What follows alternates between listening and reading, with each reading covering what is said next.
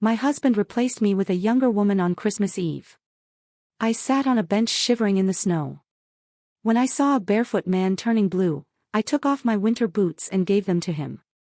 2 hours later, 17 black SUVs surrounded me.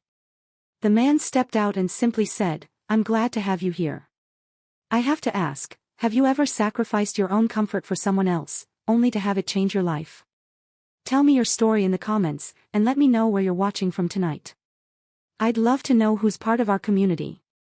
2 hours earlier, the air in our penthouse was so cold it could have cracked the marble floors. It smelled of ozone, imported lilies, and Michael's desperate ambition. He paced in front of the floor-to-ceiling windows, checking his reflection more often than the time. Tonight was the New Year's Eve gala, the night he was supposed to land the contract that would define his career. "Jennifer, look at you," he said, gesturing at me with a half-empty glass of scotch. "You're just beige. The new firm is about the future. Sharp lines. Bold choices. You don't fit the aesthetic." I stood by the kitchen island, wearing the dress he had bought me 3 years ago.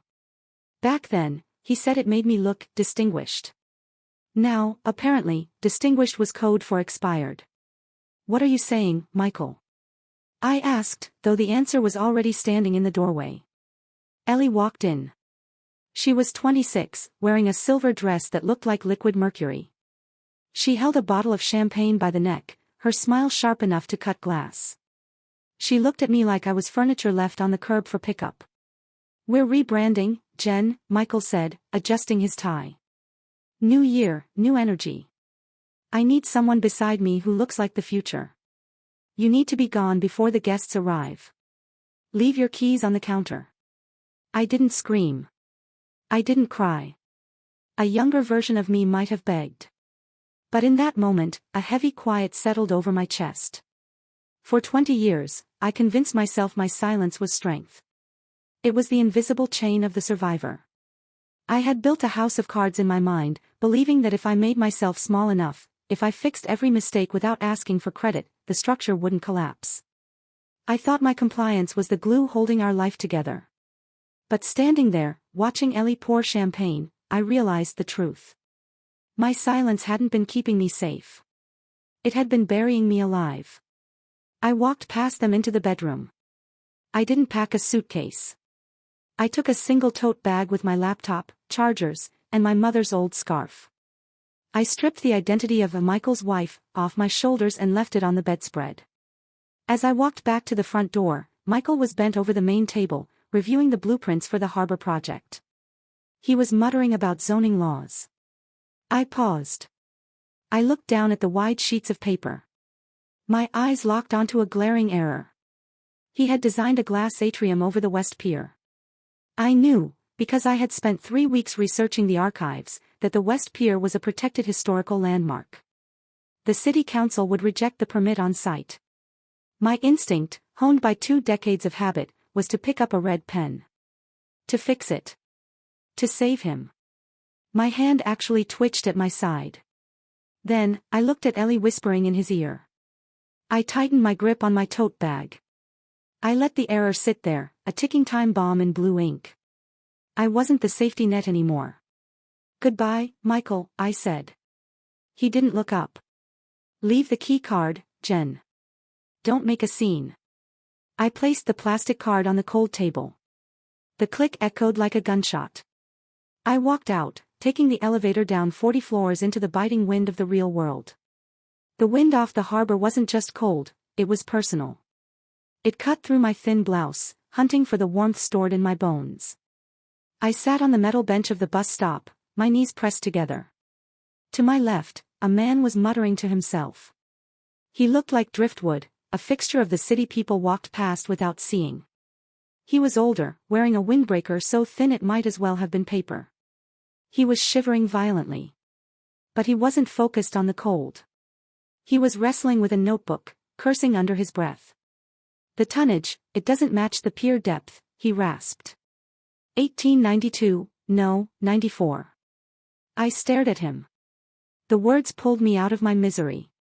Pier depth. I knew those numbers. I had spent 6 months living in the city archives for Michael's project. It was 1896, I said. My voice was brittle. The trade route didn't shift south until the Great Dredge of 1896. Before that, the West Pier could only handle shallow draft schooners. The man stopped flipping pages. He looked up. His eyes were startlingly sharp. The Great Dredge, he repeated. That's why the structural pilings are set 20 feet deeper on the north side. Exactly, I said, the librarian in me taking over. If you build heavy infrastructure on the south side without reinforcing the silt bed, the foundation cracks within 5 years. It's in the Municipal Geology Survey from 1902. He stared at me, his mouth slightly open. It wasn't the look of a madman. It was the look of a man who had just found the missing piece of a puzzle. Of course, he whispered. The drainage runoff. He scribbled frantically, his hand shaking so hard the pen barely stayed on the paper. That's when I really saw him. His lips were turning a dangerous shade of blue. His hands were raw red knuckles. He was entering the early stages of hypothermia right in front of me. I looked down at my coat. It was a heavy down parka, charcoal gray. It was the most expensive thing I owned, my only shield against the wind. Without it, I would be nothing but a middle-aged woman in a cocktail dress sitting at a bus stop on New Year's Eve. But I looked at his hands. I thought about Michael, safe and warm in the penthouse, indifferent to the cold reality outside. I realized then that warmth wasn't something you hoarded. It was something you created. I stood up. The wind hit me instantly, stealing the heat from my skin. Stand up, I said. He looked confused. What? I took the coat off. The cold was a physical shock, a slam against my chest. I didn't hesitate. I stepped forward and draped the heavy coat over his shoulders. I zipped it to his chin. You're going to freeze, he stammered, looking at me like I had performed a magic trick. I'm tough, I said, wrapping my arms around myself, teeth chattering. Keep the heat in. He touched the fabric of the coat. He looked at me, really looked at me, and the sharpness in his eyes softened into something profound. You know the history of the harbor, he said softly. And you give away your only coat. Who are you? Just someone who knows what it's like to be cold, I whispered. He didn't say thank you. He reached into his pocket and pulled out an object. It wasn't money. It was a compass. Old brass, tarnished by salt, the glass face scratched but unbroken. Hold this, he said, pressing it into my freezing palm. True north isn't a place on a map. It's character. And I think I just found mine. I looked down at the compass. The needle was pointing straight at him. Before I could ask what he meant, the hum of engines drowned out the wind. Lights flooded the bus stop. It wasn't a bus. It was a fleet. 17 black SUVs rolled into formation, boxing us in. Men in earpieces stepped out. I took a step back, terrified. The old man stood up. He didn't look like a shivering fisherman anymore. He straightened his spine, the heavy coat hanging off his shoulders like a royal cape.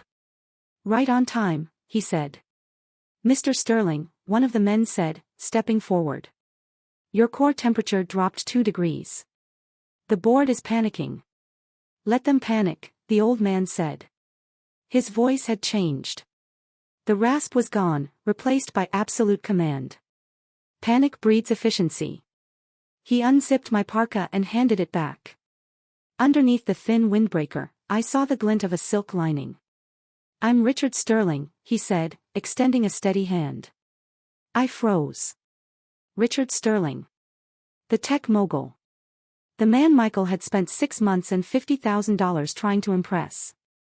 Michael had bought a new wardrobe just to match Sterling's aesthetic. And here he was, standing at a bus stop. You're him, I managed. Michael has been trying to call you for weeks. I know, Richard said. I've seen his emails. Full of buzzwords and ego. He wants to build a glass monument to himself on my harbor. He gestured to the frozen water. I didn't come down here to see architectural renderings, Jennifer. I came to see the truth. I wanted to feel the wind. You can't design a future for a city if you don't understand its past. I needed to know if there was anyone left who actually gave a damn about the foundation. He looked at the notebook where I had corrected his data. My team missed the 1896 dredge, he said. They would have cost me $100 million in structural repairs. He stepped closer. You didn't just give me data. You gave me your coat. In my world, people don't give. They transact. They extract. He held up the compass. This belonged to my grandfather. He told me that true direction comes from character. For 10 years, I've been looking for a chief historical consultant. Someone who protects the history, not just bulldozes it. He pressed the compass into my hand again. The job is yours, Jennifer. $250,000 a year. Full benefits. And you answer only to me. I stared at him. $250,000. That was 5 times what I had made as a librarian. It was freedom. It was a door opening in a wall I had been banging my head against for 20 years. I don't have a brand, I stammered. Good, Richard said. I don't want a brand. I want a partner. The door of the lead SUV opened. Golden light spilled out. We have work to do, Richard said. The zoning meeting is in 3 weeks. And I suspect you have corrections to make to those blueprints. I looked back at the empty bench. I looked at the dark street that led back to Michael, back to being invisible. I didn't say goodbye to that life. I just turned my back on it. I stepped into the SUV. The door closed with a solid thud, shutting out the cold and the silence of the last 20 years. To the office, Richard said. We need to rewrite the future. 3 weeks. That's how long it took to realize that competence is a form of warmth. I wasn't working in a drafty apartment anymore. I was working in a mobile command center Richard had set up on the north side of the harbor. My job title was Chief Historical Consultant, but really, I was the gatekeeper. I sat at a mahogany desk, a red pen in hand, slashing through the proposals Michael's firm sent over. They were tragic. He had ignored the 1896 dredge line again. He was trying to put a load-bearing wall on a silk bed that couldn't support a lemonade stand. He's desperate, Richard said, walking past with coffee. He sent 5 emails this morning using words like quantum aesthetics. I think he's having a breakdown. He's not having a breakdown, I said, cold precision in my voice. He's running out of money. If he doesn't land this contract tonight, the firm goes under. It was just data. Then, my phone buzzed. A personal email from Michael. Subject, trash collection. Jennifer, since you're playing games, I'm clearing out your junk. That upright Steinway your mother left you. It doesn't fit the new decor. It's on the curb. It's going to rain in 2 hours. Come get it, or the garbage truck takes it. My hand froze. That piano wasn't junk. It was a 1920 Steinway. It was the only thing my mother left me.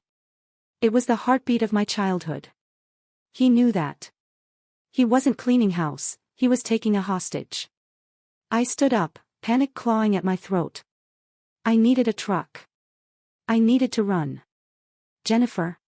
Richard asked. I handed him the tablet. Richard read it. He didn't look angry. He looked bored. The way a grandmaster looks when an amateur uses a pawn to threaten a queen. He thinks because he's in the penthouse, he controls the building, Richard said softly. I have to go, I said. If it rains, the soundboard will warp. Sit down, Jennifer. The command was gentle but absolute. Richard walked to his safe and pulled out a blue folder. I didn't just hire you because you knew history, he said. I hired you because I knew who you were married to. And I knew that a man who builds glass houses shouldn't throw stones. He placed the folder on my desk. It was a debt acquisition form. Michael's firm has been leveraged to the hilt. He borrowed against the building to pay for his lifestyle. To pay for Ellie's car. To pay for the branding. The bank was going to foreclose next month. He tapped the paper. I bought the debt this morning, Jennifer. I own the mortgage on the commercial property. I own the lien on the penthouse. I own the chair he's sitting in. I stared at the numbers. 7 figures of debt, all transferred to Sterling Holdings. You bought his debt. I whispered. I bought his leverage, Richard corrected. He is currently trespassing on my property. And he is threatening to damage the personal property of my chief consultant. He pulled a single sheet of paper from the back. Proxy statement. This designates you as my proxy, Richard said. It gives you full voting power for the majority shareholder. Tonight, at the gala, that is you. He slid the paper toward me. You don't need to rent a truck. You walk in there as the owner. And you tell him that if he touches a single key on that Steinway, you will liquidate his entire life. I looked at the document. The panic in my chest evaporated. It was replaced by something colder. Stronger. I wasn't the wife scrambling to save her heirlooms anymore. I was the landlord coming to collect. The gala is in 4 hours, I said. Then we better get you a suit, Richard said. You have a board meeting to attend. The grand ballroom of the Maritime Hotel was a cage made of crystal and light. Michael had spent the last of the company's budget renting it. I walked in through the double doors, flanking Richard Sterling. I wasn't wearing beige. I was wearing a midnight blue power suit, tailored to within an inch of its life. My hair was pulled back. I wasn't hiding. I was arriving. On stage, Michael held a microphone, basking in the spotlight. Ellie stood behind him, draped in something sheer, looking like a trophy. Architecture is about shedding the dead weight of the past, Michael announced. We need to rise above the old foundations. He raised his glass. To the future. The room applauded politely. It was a room full of sharks, investors, zoning board directors. They were there to see if Michael could deliver. Then, Richard stepped into the light. The applause died instantly. A hush swept over the room. Richard Sterling didn't go to galas. His presence was a royal decree. Michael's eyes snapped to us. He saw Richard and lit up with greedy relief. Then, he saw me. His smile faltered. He blinked. He let out a nervous, incredulous laugh. Jennifer, he scoffed. Did you crash the party? Security. He waved a hand, dismissing me. Ellie giggled. I tried to tell her, Richard, Michael said, walking toward us, ignoring me completely. My ex-wife has a hard time letting go. It's sad. She doesn't understand that some people aren't built for this level. He reached for Richard's hand. Richard didn't move. Mr. Sterling, Michael said, freezing. I assume you're here to sign the contract. I'm here to observe the vote, Richard said. The vote? Michael frowned. I own the firm. I am the vote. Not anymore. Richard stepped aside, clearing the space between Michael and me. I'd like to introduce you to the representative of Sterling Holdings. She holds the proxy for the majority debt of your firm. She casts the deciding vote. Michael looked at me. He looked at the suit. He looked at the way I was standing, not shrinking, not apologizing. Her, he whispered. You gave the proxy to the librarian. I gave the proxy to the architect, Richard corrected. I stepped forward. I placed the blue folder on a cocktail table and opened it. The glass atrium over the West Pier, I said. My voice wasn't loud, but it carried like a gavel strike. It violates the Historical Preservation Act. The city council would revoke your license for even proposing it. Michael's face went pale. That's a technicality. No, it isn't, I continued.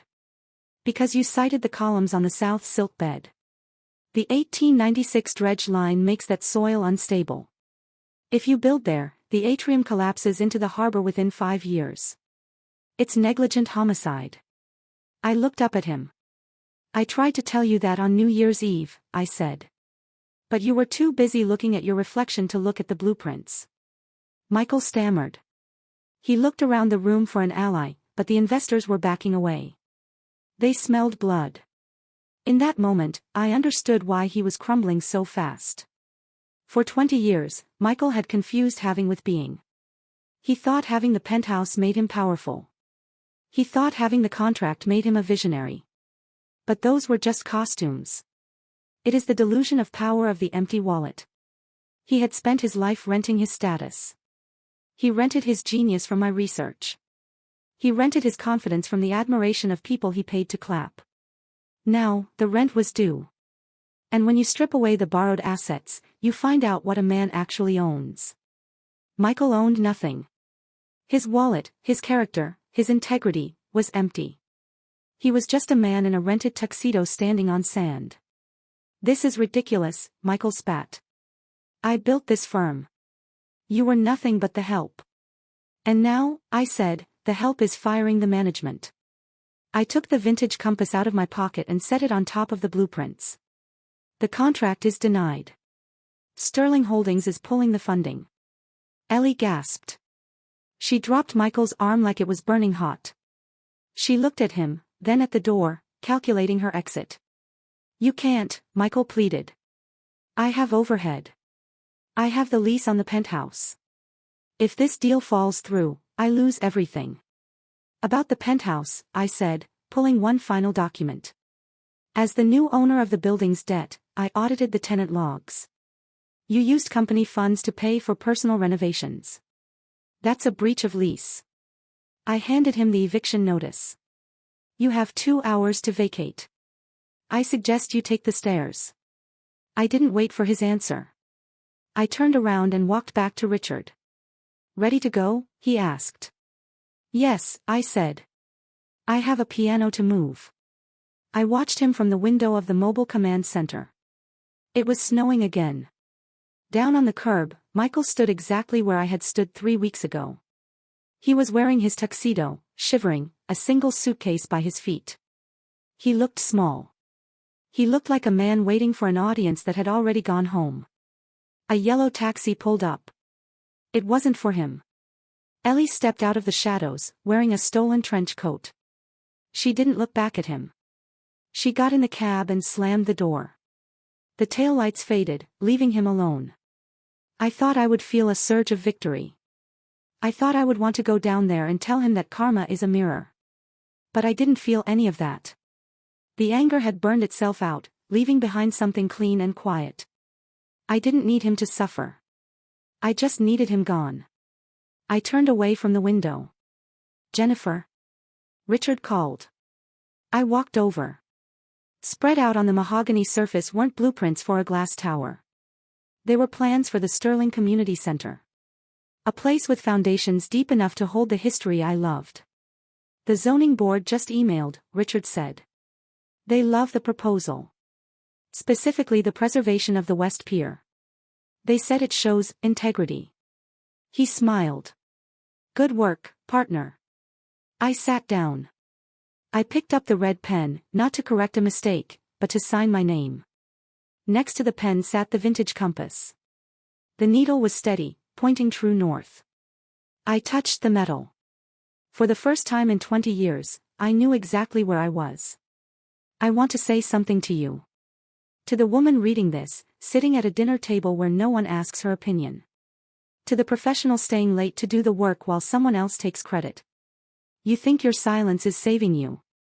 You think if you make yourself small enough, the storm will pass. You think being the invisible one is a strategy for survival. It isn't. It is a slow burial. They will not wake up one day and realize your worth. They will not suddenly decide to pay the rent on your soul. You have to evict them. Don't wait for a billionaire to find you at a bus stop. You are the architect. You are the builder. And you are the only one who can walk out that door and into the cold to find your own warmth. The world needs your voice, not your shadow. Be your own rescue. If this story reminded you that you are the architect of your own worth, share this video. Let's remind every woman that her silence isn't saving her, it's time to speak. Follow for more stories of truth and triumph.